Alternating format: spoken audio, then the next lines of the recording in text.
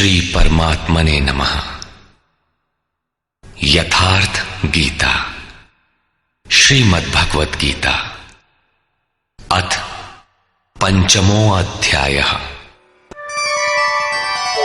युक्तः कर्मफलं त्यक्त्वा शान्तिमाप्नोति नैष्ठिकीम्, अयुक्तः कामकारेण फले सक्तो निबध्यते। योग युक्त अर्थात योग के परिणाम को प्राप्त पुरुष जो सब प्राणियों के आत्मा के मूल परमात्मा में स्थित है, ऐसा योगी कर्म के फल को त्याग कर, कर्मों का फल परमात्मा उससे भिन्न नहीं है, इसलिए अब कर्म फल को त्याग कर नैष्ठिकीम शांतिम आपनोति, शांति की अंतिम अवस्था को प्राप्त होता है, जिसके आगे कोई शांति शेष नहीं है, जिसके पश्चात वो कभी अशांत नहीं होता। किंतु अयुक्त पुरुष जो योग के परिणाम से युक्त नहीं है, अभी रास्ते में है, ऐसा पुरुष फल में आसक्त हुआ।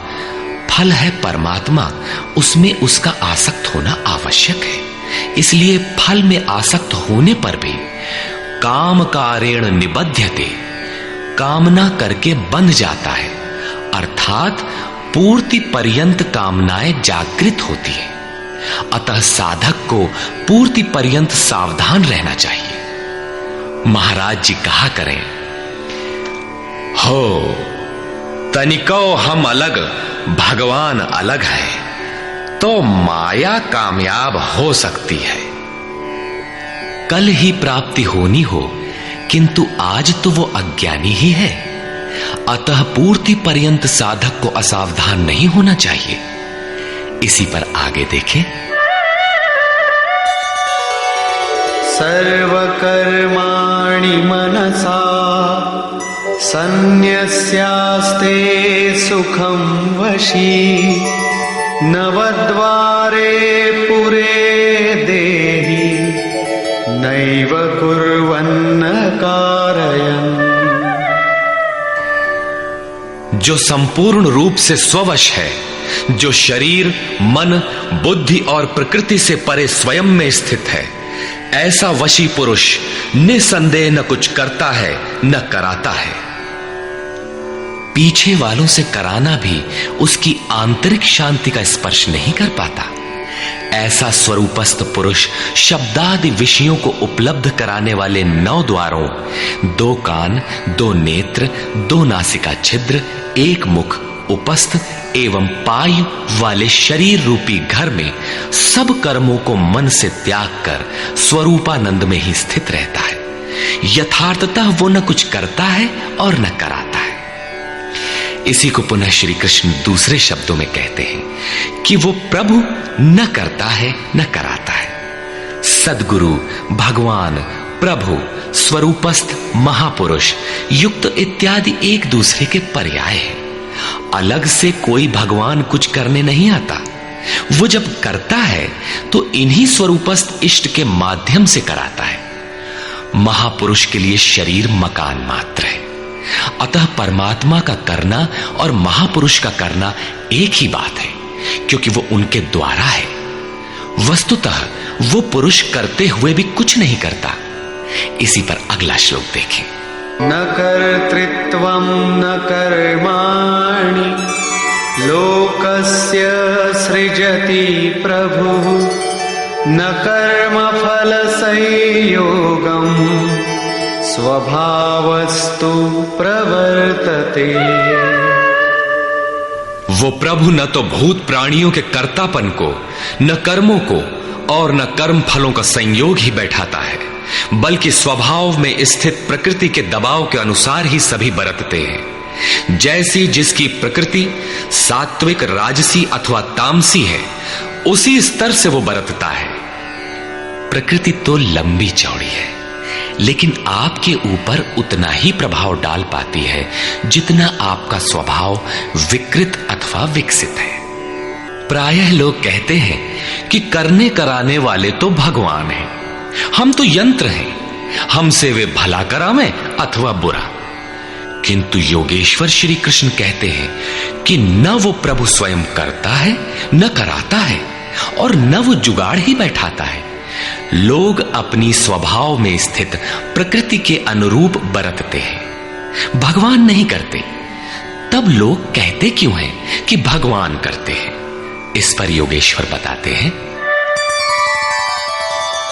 नादत्ते कस्यचित् पापं न चैव सुकृतं विभुः अज्ञानेनावृतं ज्ञानं तेन मुह्यन्ति जन्तवः।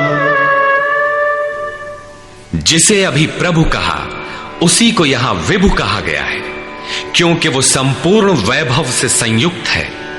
प्रभुता एवं वैभव से संयुक्त वो परमात्मा न किसी के पाप कर्म को और न किसी के पुण्य कर्मों को ही ग्रहण करता है। फिर लोग कहते क्यों हैं? इसलिए कि अज्ञान के द्वारा ज्ञान ढका हुआ है। उन्हें अभी साक्षात्कार सहित ज्ञान तो हुआ नहीं, वे अभी जंतु हैं। मोहवश वे कुछ भी कह सकते हैं। ज्ञान से क्या होता है, इसे स्पष्ट करते हैं। ज्ञानेन तु तदज्ञानम् येषां नाशितमात्मनः तेषामादित्यवज्ज्ञानं प्रकाशयति तत्परम्। जिनके अंतःकरण का वो अज्ञान जिसने ज्ञान को ढक रखा था, आत्म साक्षात्कार द्वारा नष्ट हो गया है, और इस प्रकार जिसने ज्ञान प्राप्त कर लिया है, उनका वो ज्ञान सूर्य के सदृश उस परम तत्व परमात्मा को प्रकाशित करता है। तो क्या परमात्मा किसी अंधकार का नाम है? नहीं, वो तो स्वयं प्रकाश रूप दिन राति स्वयं प्रकाश रूप है तो, किंतु हमारे उपभोग के लिए तो नहीं है, दिखाई तो नहीं देता। जब ज्ञान द्वारा अज्ञान का आवरण हट जाता है तो उनका वो ज्ञान सूर्य के सदृश परमात्मा को अपने में प्रवाहित कर लेता है। फिर उस पुरुष के लिए कहीं अंधकार नहीं रह जाता। उस ज्ञान का स्वरूप क्या है? तद्बुद्धयस्तदात्मानः तन्निष्ठास्तत्परायणाः गच्छन्त्य पुनरावृत्तिं ज्ञाननिर्धूतकल्मषाः। जब उस परम तत्व परमात्मा के अनुरूप बुद्धि हो, तत्व के अनुरूप प्रवाहित मन हो, परम तत्व परमात्मा में एक ही भाव से उसकी रहनी हो और उसी के परायण हो, इसी का नाम ज्ञान है। ज्ञान कोई बकवास या बहस नहीं है। इस ज्ञान द्वारा पाप रहित हुआ पुरुष पुनरागमन रहित परम गति को प्राप्त होता है। परम गति को प्राप्त पूर्ण जानकारी से युक्त पुरुष ही पंडित कहलाते हैं।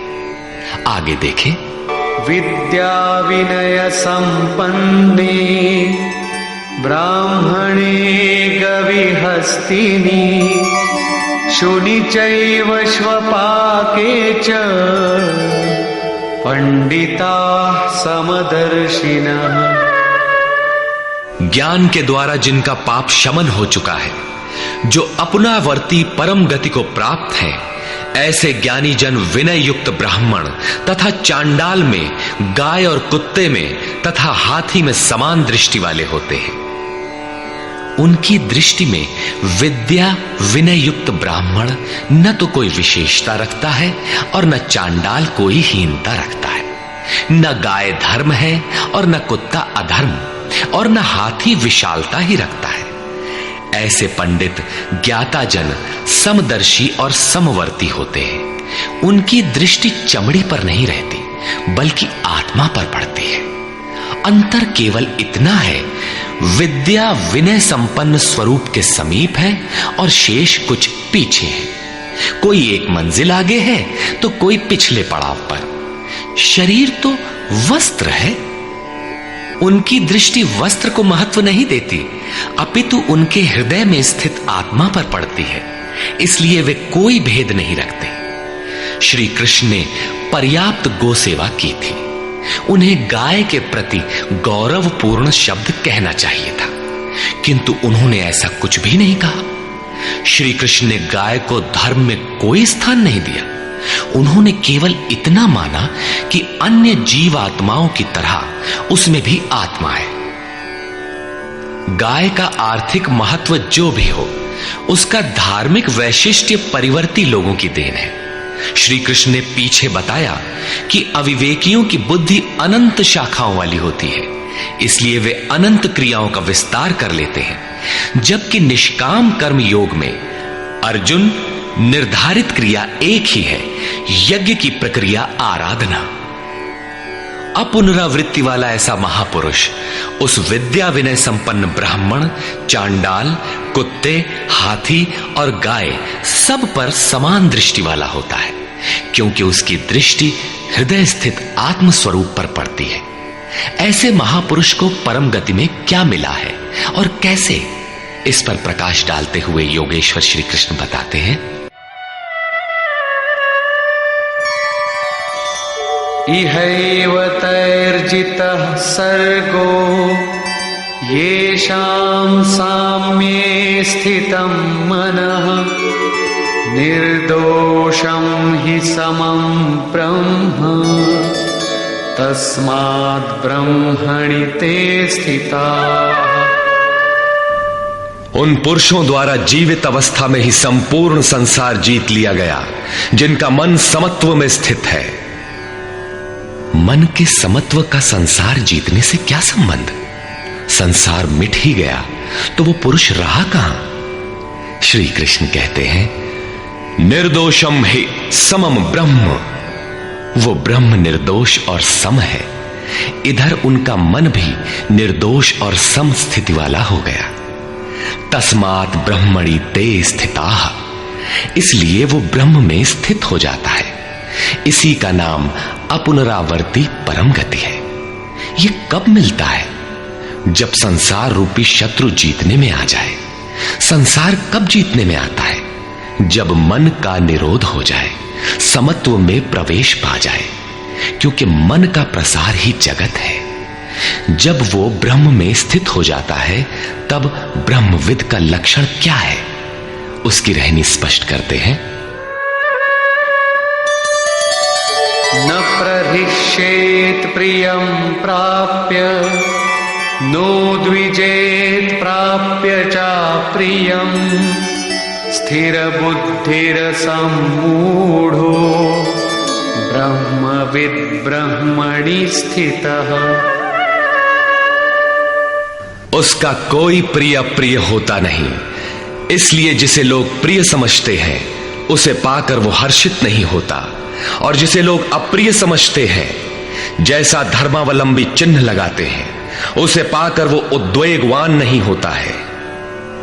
ऐसा स्थिर बुद्धि, असम्मूढ़, संशय रहित ब्रह्मविद, ब्रह्म से संयुक्त ब्रह्मवेत्ता, ब्रह्मणि स्थितः, परात्पर ब्रह्म में सदैव स्थित है। बाह्य स्पर्शेष्वसक्तात्मा